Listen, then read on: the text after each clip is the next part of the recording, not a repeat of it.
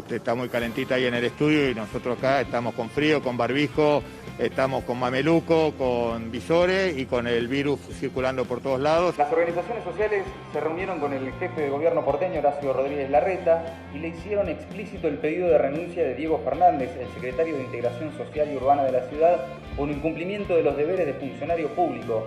El problema no es la cuarentena, el problema es la pandemia, y la pandemia es una realidad. La pandemia nos muestra que hay que cambiar de mundo, que hay que cambiar de relaciones económicas, que hay que pensar en una dinámica donde se asegure que la economía se subordine al bienestar común. 100 casos de contagio por COVID allí en las cataratas.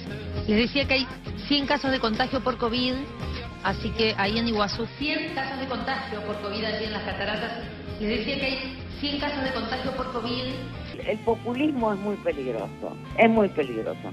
Yo el otro día, cuando vi la fila para comprar huevos, que una señora había llegado 4:30 de la mañana para comprar huevos, vi a Venezuela. Cuando yo era chica, en el 55 hubo una revolución, lo sacaron a Perón, qué sé yo, pero igual se vivía bien. Nicolás Caputo, el amigo de la vida de Mauricio Macri, se sumó a la lista de los CEOs que se aprovechó de la situación y del programa ATP, cuyo objetivo es garantizar los sueldos de los laburantes, y cobró él parte de su sueldo de ANSES. El principal proveedor de noticias de los medios de comunicación en Argentina durante estos 4 años fue la AFI y el Poder Judicial, digamos, en un plano, en una actuación conjunta. Yo la primera escucha que puse en el aire fue en Radio La Red el año pasado. Esa escucha, yo te digo que la manera que yo la conseguí es cinematográfica, porque a la persona que me la dejó y que me dijo que tenía un material importante, jamás la vi. Mientras estaba corriendo por Palermo un domingo. No me como la casilla de correo de Majul espiado. ¿Para qué lo van a espiar si le daban todos los días escuchas telefónicas, le daban material de inteligencia? Un grupo narco usó la ley de emprendedores de Mauricio Macri para mover 1.200 millones de pesos.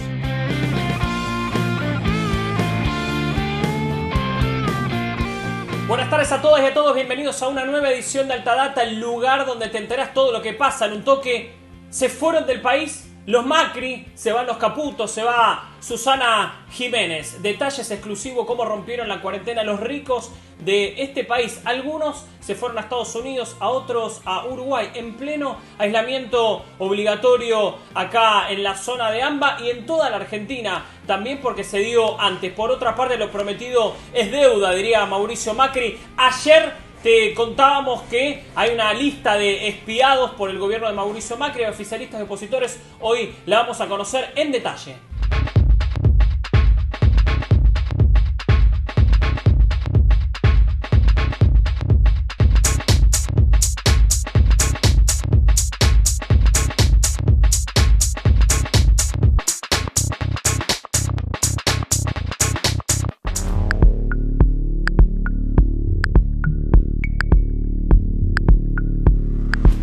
Las cifras del día: 5.736.703 contagiados.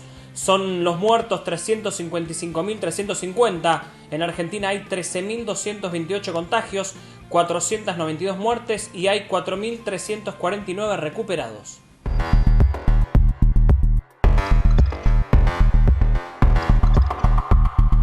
Que se vayan todos, que no quede ni uno solo, gritaban las hinchadas argentinas antes de la cuarentena. Se están yendo varios. Hablamos de los ricos de nuestro país. ¿Quién se fue, por ejemplo? La hija de Mauricio Macri. Mirá, ahí está. ¿De quién estamos hablando? De Agustina Macri, que se fue a Estados Unidos durante la cuarentena a romperla directamente, ¿no? La cuarentena, el Destape lo pudo corroborar. Que la hija, que es cineasta del expresidente, viajó a ese país el 13 de mayo. El vuelo se concretó mediante la compañía Baile Fly, bien temprano en la mañana, antes de las 8, con destino a Arica, en Chile, para luego hacer otra escala en Perú y llegar a destino final. Y hay otros amigos y amigas de Mauricio Macri que hicieron campaña por él, que también se fueron. Susana Jiménez, la diva argentina, se fue a Uruguay, rompiendo la cuarentena, Aprovechó la oportunidad para decir lo que piensa del país. Escuchala.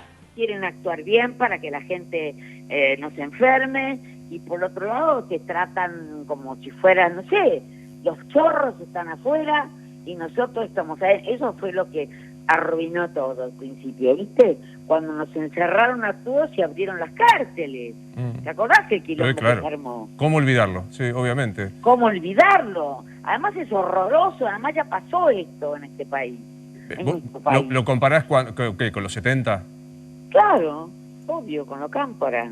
Era un país maravilloso Argentina, y nuestros abuelos habían venido de países, de los míos de España, de Irlanda, de Francia, y eran trabajadores. Nadie se le ocurría pedir, a mí me tienen que comprar una casa, y el gobierno no te daba nada, y se vivía muy bien, vivían en departamentos, con agua, con baños, con cosas. Era distinto, existía la cultura del trabajo. Hasta que no hagamos eso es muy difícil salir. Eso, el populismo es muy peligroso, es muy peligroso. Yo el otro día, cuando vi la fila para comprar huevos, que una señora había llegado 4:30 de la mañana para comprar huevos, vi a Venezuela. Yo tuve la suerte de vivir, a pesar de una niñez bastante buena, a pesar de que cuando yo era chica, en el 55 hubo una revolución, lo sacaron a Perón, qué sé yo, pero igual se vivía bien.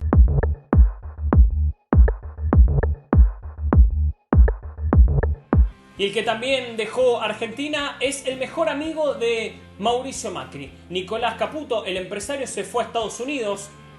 También bomba total del destape de Carla Pelliza. Nicky Caputo se fue con toda su familia a ese país en medio de la pandemia.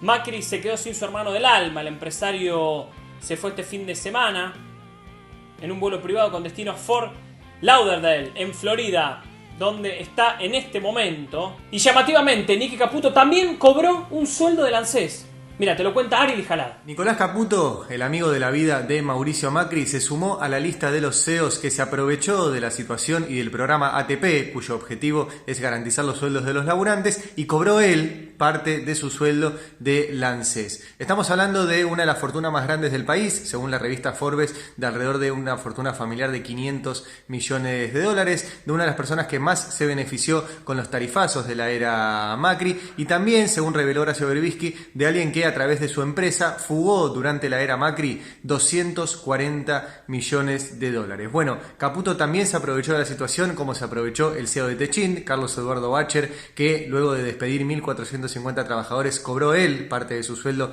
del ANSES, o la gente de Radio Mitre o del diario La Nación, que incluyó a la familia Zaguier también en la nómina de los que están cobrando de parte del ANSES. Bueno, el gobierno ya tomó nota de todo esto, ya puso un límite a aquellos salarios que pueden recibir o no la ayuda del Estado. El límite es 250.000 pesos. Seguramente a partir de ahora queden afuera, ¿sí? Tanto Caputo como Zaguier, como Bacher, como otros CEOs que aprovecharon la situación para meterse. Pero bueno, todo esto, ¿cuándo se va a enterar Caputo? Cuando llegue a Estados Unidos, porque en medio de todo y luego de cobrar de parte del ANSES, se fue a Estados Unidos junto con su familia en un vuelo que costó alrededor de $100.000. Esto lo contó Carla Pelliza en el destape, y damos la cifra de los $100.000 porque si uno lo calcula, ¿sí?, esos $100.000 equivalen a 7.200.000 pesos al cambio de hoy. Bueno, con esa plata alcanzaría para que el ANSES ayude a 213.000 personas con la misma plata que recibió Nicolás Caputo aprovechándose de la situación. Bueno, otro CEO más, en este caso el hermano del alma de Mauricio Macri, que se aprovecha y agarra del ANSES algo que no necesita.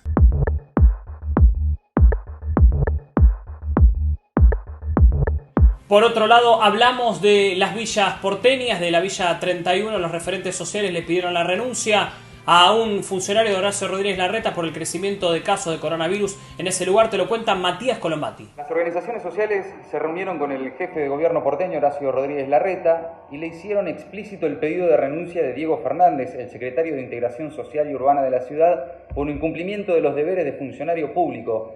Consideran que es uno de los responsables de que el barrio Carlos Mujica, la Villa 31, haya estado 13 días sin agua en plena pandemia, como denunció públicamente la referenta en ese barrio de la organización La Poderosa, Ramona Medina.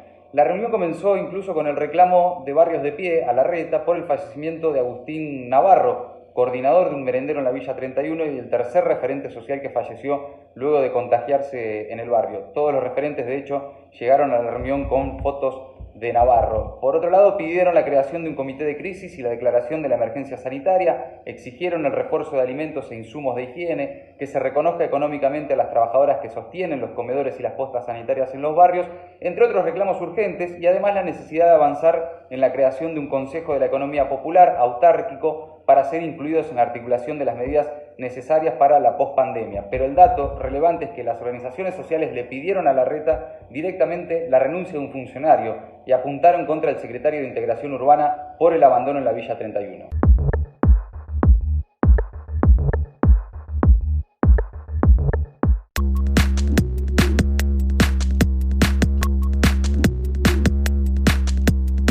Te adelantábamos ayer, la titular de la Agencia Federal de Inteligencia, Cristina Camaño, presentó una denuncia con un listado de espiados por el gobierno de Mauricio Macri. Y vamos a ver los nombres. Mirá, ahí está la lista que te muestra acá el destape. A ver, entre los espiados por la AFI de Macri está Rodolfo Taljade, Martín Sabatella, Carlos Tomada, Eli Gómez Alcorta, Verónica Magario, Ricardo Forster, Gabriela Cerruti, Laura Alonso. También había exoficialistas, ahora opositores, Nicolás Mazzot, Ernesto Sanz, el sindicalista Héctor Daer, el radical Mario Negri, el periodista Luis Majul y Carlos Raimundi.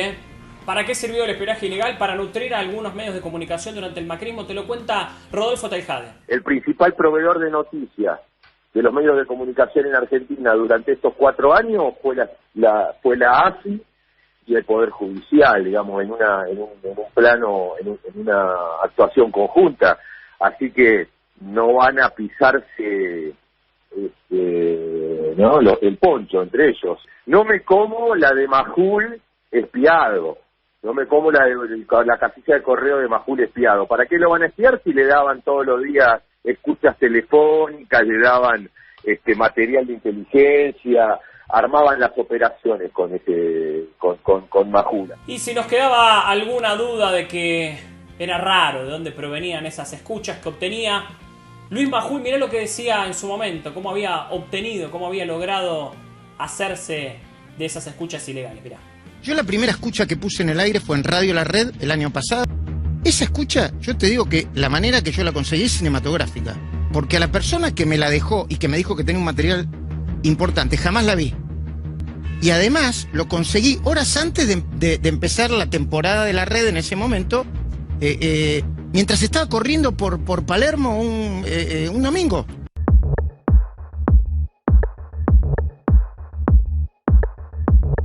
¿Los narcos hicieron negocios con el gobierno de Mauricio Macri?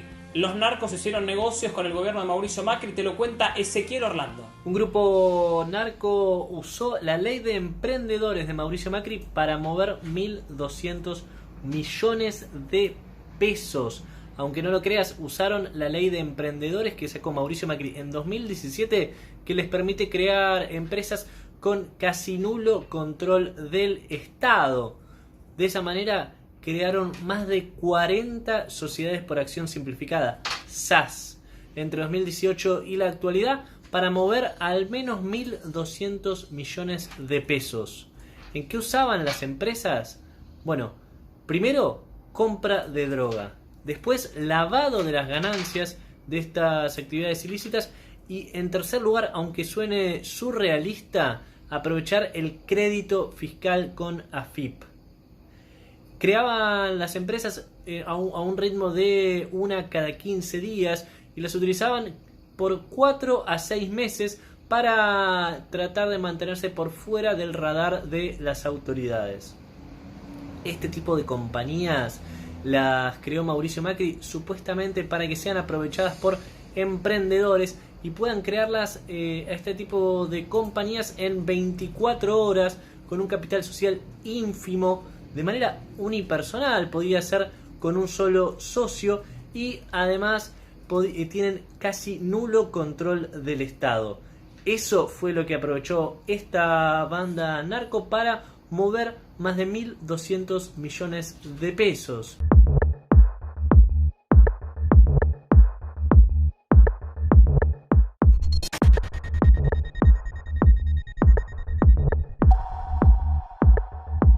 Ayer fue el turno de Ricardo Lorenzetti, ministro de la Corte Suprema, y hoy del periodista Joaquín Morales Solá. Más voces se suman a este coro enloquecido por la cuarentena. Vamos a ver qué escribe Morales Solá, mirá. Ahí está, en La Nación, la cuarentena está en conflicto con la libertad, dice. Existe un conflicto entre la pandemia, la cuarentena y la libertad. ¿Por qué negarlo?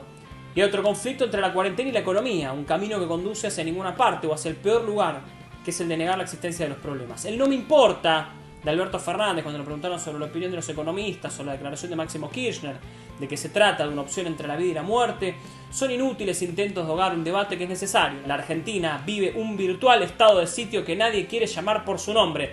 Vamos a decir algo que es totalmente cierto. Si la Argentina viviera en un estado de sitio, como Morales Solá lo llama, Morales Solá y el diario de La Nación lo apoyarían, como siempre lo hicieron. Evidentemente no hay un estado de sitio, lo deja clarísimo esto. A ver, desde el gobierno además salieron a responderles a aquellos que presionan por eliminar la cuarentena. Por ejemplo, Catopodi, ministro de Obras Públicas, dijo que hay una puja con sectores que no quieren una Argentina justa y con igualdad de oportunidades para todos. Se lo dijo hoy a Roberto Navarro en Destape Radio, lo escuchamos. Una decisión del presidente de no poner en riesgo todo el esfuerzo que se hizo durante estas semanas, que lo hicimos todos, pero algunos sectores, y en particular los sectores populares, los sectores más pobres, lo hicieron con mucho más sacrificio que el resto. Y entonces, de vuelta a lo que dice el presidente, el problema no es la cuarentena, el problema es la pandemia, y la pandemia es una realidad, y contra esa realidad no puede haber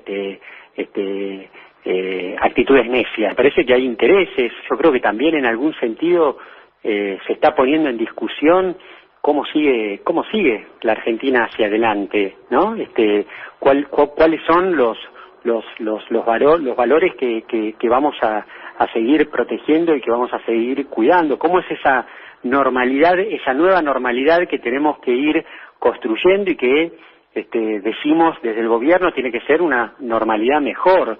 Y está claro que ahí también hay una disputa de intereses, ¿no? Y hay sectores que tienen una mirada de cómo tiene que ser esa normalidad, y hay otros, desde el gobierno y desde el presidente a la cabeza, que entendemos que en esa normalidad el Estado tiene que tener un rol central y fundamentalmente un rol de distribución, como el que viene teniendo, ¿no? Y la pandemia nos muestra que hay que cambiar de mundo, que hay que cambiar de relaciones económicas, que hay que pensar en una dinámica donde se asegure que la economía se subordine al bienestar común y que podamos garantizar que en las próximas pandemias estemos mejor preparados. Y para estar mejor preparados no solamente que hay que tener y llegar con agua, con cloaca, con saneamiento, con hospitales como lo estamos haciendo, sino que además tenemos que tener un país más justo, más igualitario.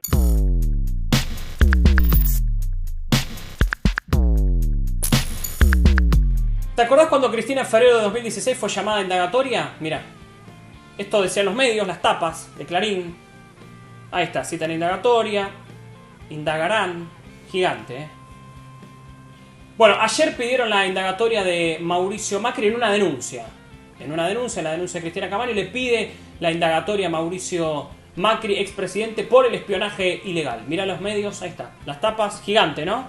No, nada. Nada de nada. Kicillof, el problema del coronavirus. Susana Jiménez, Lorenzetti. Nada. A ver, La Nación, tampoco. Kicillof, el dólar. Pero nada de Macri, ¿eh? Bueno, y otro papelón de TN con casos en COVID de Misiones, según ese canal. Mirá. Bueno, nos vamos a ir hacia la provincia de Misiones, Confe, a las cataratas del Iguazú, que recuperaron el agua aparentemente, ¿no? Después de una sequía importante. Hay 100 casos de contagio por COVID allí en las cataratas. Les decía que hay 100 casos de contagio por COVID, así que ahí en Iguazú, 100 casos de contagio por COVID allí en las cataratas.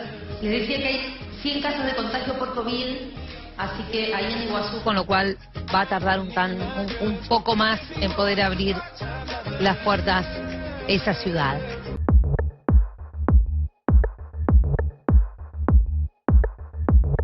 Bueno, muchísimas gracias a todos los que ayer disfrutaron de nuestro alto Zoom con Darío Stanraiver. Va a haber más altos Zoom, entrevistas en esa red social nueva en cuarentena que se nos dio por hacer. Habrá nuevos nombres, también nos propusieron algunos, los estuvimos leyendo ayer, así que gracias a todos los que opinaron. Ahora vamos con 3 al toque, 3 noticias que lees inmediatamente en el destapeweb.com. Vamos con la 3. Comerciantes piden postergar el Día del Padre. Distintos empresarios y comercios le solicitarán al gobierno que cambie la fecha, que se celebra el 21 de junio. El vicepresidente de la Confederación General Empresaria, Horacio Moschetto se refirió al pedido y con todo nos pusimos de acuerdo en solicitar al gobierno para correr este día, para el 19 de julio. Vamos con la número 2. Por primera vez Brasil fue el país con más muertos diarios por coronavirus. Registró más de 1000 muertes por COVID en las últimas 24 horas, lo que hace que la cifra total de fallecidos supere los 24.000. Según informó el Ministerio de Salud de ese país, gobernado por Jair Bolsonaro. Con estas cifras, el país vecino se convirtió en el número 1 en cantidad de fatalidades diarias, pasando incluso a Estados Unidos, que alcanzó los 774. Y vamos con la número 1. Alerta: en un solo día aumentaron un 23% los enfermos de COVID en terapia intensiva. En su reporte matutino de este miércoles, los funcionarios remarcaron que suman 250 los infectados que dependen de un respirador artificial, 47 ciudadanos más que el martes. El dato alerta fuertemente por la capacidad del sistema sanitario en el área donde habitan más de 14 millones de personas y ante el aumento de contagios. Gracias a todos que nos dejan comentarios todos los días en nuestros programas de Alta Data. Elegimos uno hoy, como siempre, que es este. Ahí estamos viendo, Sergio Mastríaco dice: muchos no pueden entender cómo puede ser que Macri haya espiado a Majul. Esto es porque analizan el hecho con la mentalidad de la gente decente.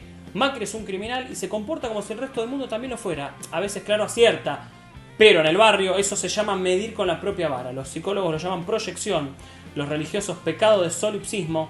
Es creer que el resto del mundo es igual que uno mismo. En este caso, si yo soy un traidor, seguramente Majul también lo es. Muchísimas gracias a todos, nos vemos mañana nosotros como siempre a partir de las 18:30 en esto que hemos dado en llamar acá en Cuarentenas de Casa, no queda otra. Alta Data. Es difícil para mí esto. Cristina Kirchner es divina, perdón que yo cuento lo personal, pero es hermosa. Tenés razón. Esto es así. Esto es así. Es así, un día nos tiene que entrar en la cabeza y tenemos que empezar a ser más conscientes de eso, creo yo. Que está bueno que pase. Le mando un beso. Pero no tiene que sorprender, porque es un comentario mío. Un comentario personal. Es la vicepresidenta de la República. Y yo no la vi, no la voy a ver, no sé cuándo la voy a ver. Ahora, yo decía lo de Cristina Kirchner y me decía Guille, pelotudo, estúpido, imbécil. ¿Hace falta? Nicolás Viñaski. Clarín ya fue, TN ya fue, La Nación también. Apoyemos a los medios que resistieron estos 4 años de Macri. Dale like al video, además déjanos un comentario, así este programa le llega a todo el mundo.